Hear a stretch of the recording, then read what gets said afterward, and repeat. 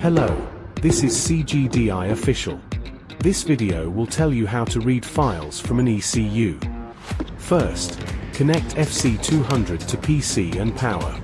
Second, run the FC200 software. I have a Mercedes ECU. Then read the ECU number or Bosch number on the ECU. Here I input the ECU number. Choose the first one and access to platform mode.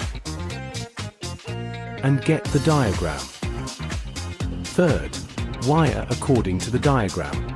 Remember to pick out the right size of the pin, otherwise there will be poor contact. Then, connect the harness to the FC200. After wiring, it will look like this. Fourth, click Connect on the software. Save the password file. Click Read Flash.